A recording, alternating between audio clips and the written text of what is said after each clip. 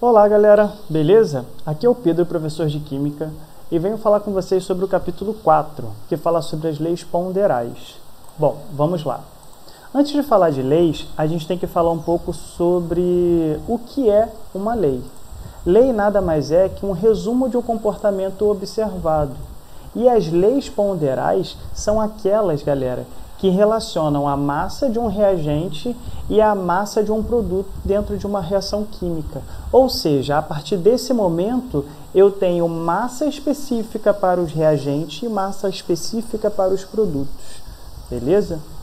Bom, na verdade, antes de começar a falar sobre as leis ponderais, a gente tem que saber também sobre os sistemas. Sistema nada mais é que uma denominação dada a um certo corpo que é submetido a uma observação e análise. Ou seja, o que tiver em volta daquele sistema é chamado de meio ambiente ou vizinhança, né? E o que está entre o sistema e o meio ambiente é chamado de fronteira. Vamos analisar isso daqui.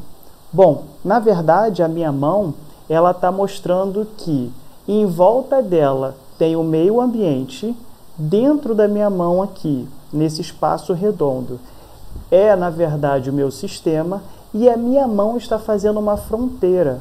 Logo, é um limite entre o meio ambiente e o sistema. Ou seja, a minha mão está sendo uma fronteira. Bom, continuando com os sistemas. Os sistemas eles podem ser caracterizados de três tipos. Eu tenho o sistema aberto, que é onde ocorre a troca de energia e a troca de matéria. Repara que o copo está com a boca virada para o meio ambiente. Logo, essa água aqui, líquida, ela vai passar para o estado gasoso, porque a temperatura do meio ambiente é diferente da temperatura do sistema. Então, logo, essa água vai evaporar, ou seja, vai trocar matéria, e se essa água for quente ou for fria, vai também trocar energia térmica, tá? No sistema fechado, o nome já diz, é um sistema fechado, ou seja, eu não consigo trocar matéria com o meio ambiente, porém consigo trocar energia. Se essa garrafa aqui estivesse com água fria ou água quente, poderia passar essa energia para o meio ambiente. Um sistema isolado não ocorre de forma alguma a troca de matéria e nem a troca de energia. Aqui um exemplo principal é a garrafa térmica, beleza? Bom, vamos continuar. Então existem três principais leis ponderais. Então temos a primeira lei, a lei de Lavoisier, a lei da conservação de massas, a lei de Proust, ou lei de proporções constantes, e temos também a lei de Dalton, lei de proporções múltiplas. Lembrando que essa lei aqui de Dalton, a gente só vai estudar ela lá no primeiro ano. Então agora no nono ano, a gente vai se prender à lei de Lavoisier e à lei de Proust. Bom, a lei de conservação de massa, ou a lei de Lavoisier, na verdade, Lavoisier, esse carinha aqui, é um francês químico, tá? Que acabou fazendo essa lei ser comprovada. Então, ela diz o seguinte, que numa reação química, a massa total dos reagentes é igual à massa total dos produtos. Isso quer dizer que, em um sistema fechado, tá? Em um sistema fechado, qual é? Isso mesmo, é aquele que eu não consigo trocar matéria, mas consigo trocar energia com o meio ambiente. Então, ele propôs que na natureza nada se perde, nada se cria, tudo se transforma, tá ok? Então, ele verificou que quando ele pesou um reagente e um produto, ele viu que o reagente ele pesava 1 e o produto pesava a mesma coisa que ele. Repara nessa conta, tá? Na lei de Lavoisier, ele colocou aqui, claro, que não foram esses reagentes e nem esses produtos, mas vou colocar esses como exemplo. Eu tenho o metano e tenho o oxigênio que estão reagindo, né? Reagentes estão reagindo para formar um produto, que seria gás carbônico e água. Então, reagente gera produto, beleza? Então, vamos lá. Ele colocou 4 gramas de metano e 16 gramas de oxigênio. Gerou um produto de 11 gramas de gás carbônico e 9 gramas de água. Bom, nos reagentes, a soma dos reagentes deu 20 gramas de reagente. Não importando quem seja, mas a soma deles dois deu 20 gramas. Agora, a soma dos produtos, repara, deu 20 gramas também. Beleza? Então, vocês viram que a lei de conservação de massa ela é comprovada quando o reagente, a soma dos reagentes, é igual à soma dos produtos. Beleza? Bom, vamos continuar. Agora tem o exercício da página 75, que é onde fala assim. Na reação química A mais B é igual a C mais D, ou seja, A e B reagem para produzir C e D. Reagiram completamente 5 gramas de A e 15 gramas de B, sabendo que a massa D obtida foi 12,5 gramas. Calcule a massa de C. Bom, vamos colocar essa reação aqui. A mais B, gerando um produto, C mais D. Então, 5 gramas eu sei que tem A. 15 gramas eu sei que tem B. A massa de C eu não sei, que é o meu objetivo, mas eu sei a massa de D. Já que, levando em consideração a lei de conservação de massa de Lavoisier, a gente tem que saber que a soma dos reagentes tem que ser igual à soma dos meus produtos. Vamos verificar.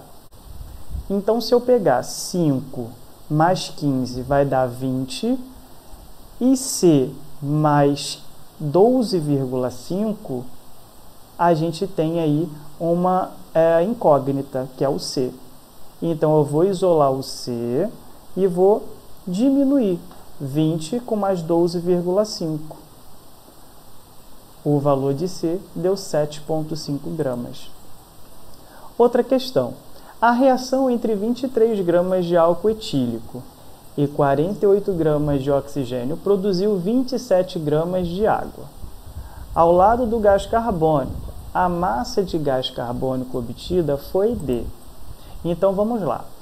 Álcool etílico eu tenho 23 gramas. Oxigênio eu tenho 48 gramas. Gás carbônico eu tenho uma incógnita. E a água eu tenho 27 gramas, como está de acordo aqui na questão. Montando essa questão, segundo a lei de Lavoisier, a soma dos reagentes tem que ser igual à soma dos produtos. Vamos lá.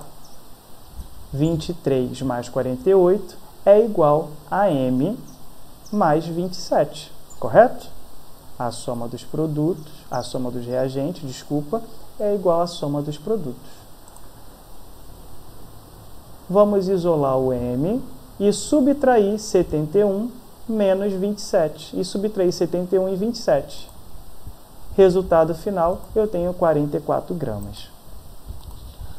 A lei de proporções fixa da lei de Proust, né, que foi esse carinha aqui também um francês, tá? Foi um francês químico que ele propôs o seguinte: analisando substâncias puras, ele determinou que a composição em massa delas era constante, independente do processo de obtenção. Tá, ainda não entendi. Bom, repara, eu tenho a água, que é o meu reagente, e eu tenho um produto que gerou hidrogênio na forma gasosa e oxigênio também na forma gasosa. Então, a água, reparem bem, a água ela tem massa de 18 gramas. O hidrogênio ele tem 2 gramas. E o oxigênio tem 16 gramas. Reparem que a proporção, né, a porcentagem de cada conteúdo, repara que tem uma proporção fixa. Repara só, eu tenho 100% de água, que é os meus 18 gramas. Quantos por cento são 2 gramas de hidrogênio? 11,1%. Bom, continuando lá na página 17, agora é com vocês. Esse exercício está bem bacana na página lá 77 e vai falar sobre o seguinte: uma experiência que tem 1,2 gramas de substância A reage com 3,84 de substância B, produzindo, agora já tem a setinha, 4,5 gramas de C e 0,54 gramas de D. Repetindo-se essa experiência, agora temos a segunda experiência. Constatou-se que 8,0 gramas de A reage com 25,6 gramas de B, produzindo 30 gramas de C e 3,6 gramas de D. Com base nos dados fornecidos, verifique os resultados obtidos para essa reação química e comprovam as leis de Lavoisier e a lei de Proust. Bom, primeira lei é a lei de Lavoisier. Vamos provar que se a soma dos reagentes é a mesma soma dos meus produtos. Na primeira experiência, coloquei aqui no quadro. Eu tenho A reagindo com B para formar C e D. Se eu pegar a soma dos reagentes, vai dar 5,04. Se eu pegar a soma dos meus produtos, também vai dar 5,04. Vou na segunda experiência. Ele falou que tem 8 gramas de A, essa de B, essa de C e essa de D. Se eu pegar a soma dos meus reagentes, vai dar 33,60. A soma dos meus produtos também dá a mesma coisa. Isso comprova a lei de Lavoisier? Com certeza. A soma dos meus reagentes é a mesma soma dos meus produtos. Então, isso comprova a lei de Lavoisier. Agora, tentar comprovar a lei de Proust é o seguinte: eu tenho que saber que se a proporção é a mesma nos meus reagentes dos meus produtos. Vamos verificar. Bom, aqui nos meus produtos, tá? Nos meus reagentes, na verdade, desculpa. Aqui nos meus reagentes, a soma deles vai dar o meu valor de 100%. E eu quero saber qual é a porcentagem que existe com esse valor e com esse valor. Só que aqui na conta eu fiz diferente. Eu fiz dessa forma aqui, ó. Bom, se eu pegar o valor de 1,2 e dividir pela segunda experiência, eu já vou ter uma relação de 0,15. A somar, esse daqui vai dar meu 100%. Aqui eu vou ter que saber a quantidade de porcentagem que está dentro disso daqui, no resultado. Bom, posso também fazer de uma outra forma. Eu posso chegar e falar o seguinte: eu posso dividir a primeira experiência com a segunda experiência. Então, 1,2 dividido por 8 vai dar 0,15. A mesma proporção vai dar com B, a mesma proporção vai dar com C e a mesma vai dar com D. Beleza? Isso me dá uma proporção fixa entre eles. Beleza? Bom, a terceira lei seria a lei de Dalton. Porém, essa lei de Dalton não se fixa a agente, beleza? Do 9º ano. Vai deixar lá para o 1º ano. Mas eu vou dar um spoilerzinho sobre ela. Eu tenho aqui a lei de proporções múltiplas. Então, é quando dois elementos reagem formando substâncias diferentes. Se a massa de um dos dois permanecer constante, a massa do outro irá variar segundo os valores múltiplos ou submúltiplos. Tá, ainda não entendi. Então é assim que acontece. Na primeira experiência, eu tenho o hidrogênio com 4 gramas e o oxigênio com 32 gramas, que gerou a água com 36 gramas. Reparem que 32 mais 4 dá 36. Beleza? Bom, vamos continuar. Na segunda experiência, também coloquei hidrogênio, agora com 4 gramas também, porém o oxigênio ele duplicou, ou seja, eu coloquei 64 gramas de oxigênio. Repare que a soma entre os dois deram 68 gramas de água oxigenada, beleza? Então essa proporção foi o seguinte: eu tenho aqui o que variou, beleza? Que foi o oxigênio, tá? Então, eu tenho aqui 32 gramas de oxigênio da primeira experiência e 64 gramas de oxigênio da segunda. Se eu pegar esses dois e dividir por 32, ele vai dar 1,5. Ou seja, vai dar meio, na verdade, vai dar meio. Ou seja, 0,5 seria a proporção. Certo? Então, vamos lá logo do início dos postulados de Dalton. Bom, Dalton propôs que elementos químicos são formados por pequenas partículas indivisíveis e indestrutíveis, denominadas átomos. Os átomos de um determinado elemento químico são idênticos, ou seja, os átomos de elementos químicos distintos possuíam propriedades distintas, ou seja, elementos químicos eram formados por átomos, beleza? E esses átomos, quando eram iguais, formavam elementos químicos idênticos. Quando esses átomos eram diferentes, formavam elementos químicos diferentes, com distintas propriedades. Já os compostos químicos são formados quando átomos diferentes, elementos químicos, combinam-se. Esses determinados compostos formados apresentam sempre o mesmo tipo de átomo, na mesma proporção e massa. Ou seja, eu tenho o elemento químico que é formado por átomos idênticos. Átomos diferentes formavam elementos químicos diferentes.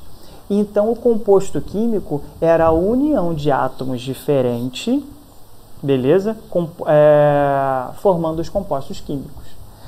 Os átomos não podem ser criados ou destruídos em reações químicas. Estas somente mudam a forma como os átomos se ligam uns aos outros. Isso soa familiar, correto? Vem da ideia lá de Lavoisier. Na natureza, nada se cria, nada se perde, tudo vai se transformar. Então, como tudo se transforma, Dalton propõe isso, que já que não é destruído, esses átomos eles vão se reorganizar numa reação química para formar um outro tipo de composto. Então, eu tenho aqui os símbolos dos elementos químicos. Eu tenho, na verdade, dois indivíduos que propuseram esses símbolos. Primeiro vem a ideia de Dalton, lá que ele colocou que os átomos iguais vão formar elementos, átomos diferentes vão formar elementos diferentes. Então, a ideia de Dalton era essa para os elementos. Então, para formar o elemento hidrogênio, os átomos de hidrogênio eram desenhados dessa forma, os osôtos são dessa forma, os carbonos dessa forma e assim por diante. Então, esses átomos, quando unidos com outros átomos, esses elementos misturados com outros elementos, formariam esses compostos. Aqui eu tenho H2O, aqui eu tenho outros tipos de elementos. Você repara que a bolinha aqui significa hidrogênio. E a bolinha vazia significa o oxigênio, viu? Engraçado, né? Já o Berzelius, com o passar do tempo, ele verificou que isso daí seria muito complicado gravar. Então, ele propôs o seguinte, colocar os nomes dos elementos, uma letra com letra maiúscula, e se for um elemento com dois nomes, colocaria com letra minúscula, um maiúsculo e letra minúscula.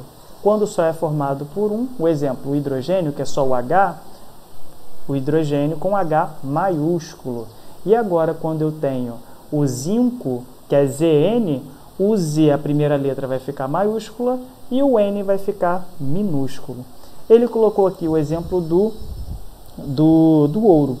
O ouro, na verdade, o símbolo é AU, ou seja, AU, mas não tem nada a ver com ouro, Ouro não é AU, é OU, Então, ouro, na verdade, vem de aurum, que significa amanhecer do latim, Então, tinha muito essa pegada de usar o grego e o latim na hora de montar os primeiros símbolos, Aqui eu tenho outro exemplo que é o chumbo. O chumbo tem Pb como elemento, O Pb vem de plumbo, Vem de plumbo, beleza? Fórmulas químicas.